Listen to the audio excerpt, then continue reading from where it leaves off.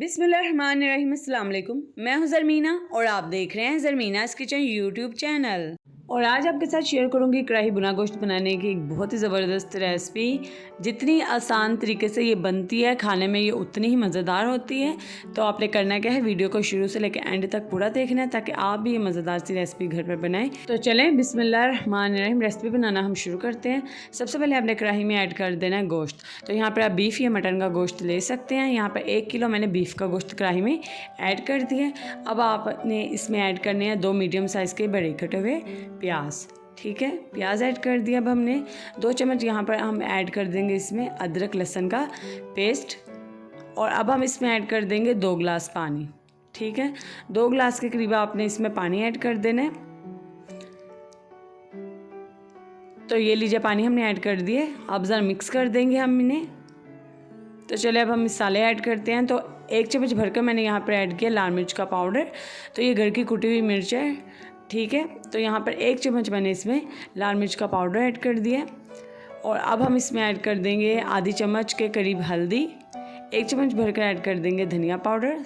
और अब हम इसमें ऐड कर देंगे नमक आप अपने टेस्ट के हिसाब से ऐड कर दीजिए।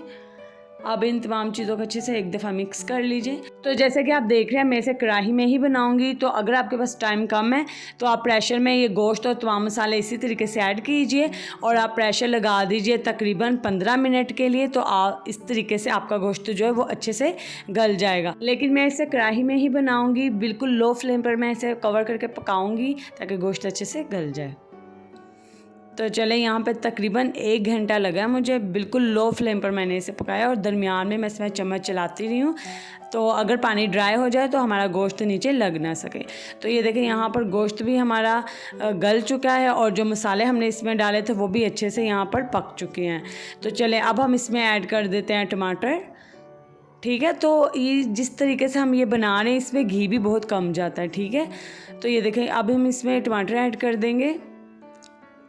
इस तरीके से हम टमाटर लगा देंगे इसमें। इससे टमाटर बहुत जल्दी गल भी जाते हैं और इनका छिलका भी आसानी से रिमूव हो जाता है। तो अब मैंने इसमें सारे टमाटर लगा दिए हैं। अब आपने क्या करना है, इसे कवर करके पका लेना है तकरीबन 10 मिनट के लिए, बिल्कुल लो फ्लेम पर। तो जी क्या होगा, टमाटर का छिलका सॉफ्ट हो जाएगा तो हम इसे आसानी से अलहदा कर देंगे। तो ये लीजिए, यहाँ पे टमाटर भी अच्छे से ये देखें सॉफ्ट हो चुके हैं और इनका छिलका भी अब आसानी से अलहदा हो जाएगा। और इसी दरमियान अगर आप मेरे चैनल पर नए हैं या अगर आपने अभी तक चैनल को सब्सक्राइब नहीं किया तो इसी तरह की आसान और मज़ेदार रेसिपीज़ के लिए मेरे चैनल को लाजमी सब्सक्राइब कर दीजिएगा। बेल आइकन को प्रेस करना मत भूलिएगा क्योंकि इसी से मेरी आने वाली हर नई रेसिपी आपको मिल सकेगी। तो ये देखें, टमाटर का छिलका हमने उतार दिया। अब हम टमाटर को मैश कर लेंगे और अब हम इसमें ऐड करेंगे घी।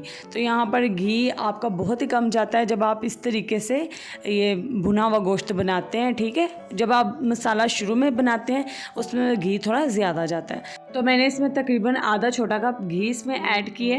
अब आपने मिक्स कर लेना है और अब आपने क्या करना है, गोश्त को भून लेना है। अच्छे से आपने गोश्त को भूनना है और अब आपने फ्लेम हाई कर देना है। हाई फ्लेम पर आप गोश्त को भूनें। इससे जो टेस्ट है ना, आपको बिल्कुल कढ़ाई जैसा मिलेगा। जैसे बाज़ार में हम जाते हैं ना होटल्स में, वो बिल्कुल हाई फ्लेम पर कढ़ाई को भून रहे होते हैं इस तरीके से। तो ये देखिए, आपको कढ़ाई को देखकर अंदाज़ा लग रहा होगा कि मैंने इसको कितना भुना है। और अब ये देखिए, यहाँ पर हमारी ऑलमोस्ट यहाँ पर कढ़ाई तैयार है। तो अब हम इसमें सिर्फ 2 चम्मच ऐड कर देंगे दही। ठीक है, और 1 चम्मच हमने यहाँ पर ऐड कर दिया काली मिर्च का पाउडर। इसमें और ज़्यादा मसाले नहीं जाते, बाकी के मसाले हमने शुरू में ही ऐड कर दिए थे। सिंपल से मसाले जाते हैं इसमें, लेकिन टेस्ट जब आप इसे बनाएंगे तो आपको बहुत ज़्यादा ये पसंद आएगा। और सिंपली कुकड रेसिपी है ये, आपको इंशाल्लाह बहुत ज़्यादा पसंद आएगी।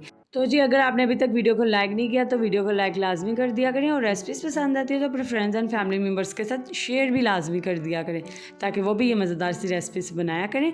तो ये देखें, यहाँ पे हमारी कढ़ाई बिल्कुल तैयार हो चुकी है। अब हम इसमें नींबू का रस निचोड़ देंगे।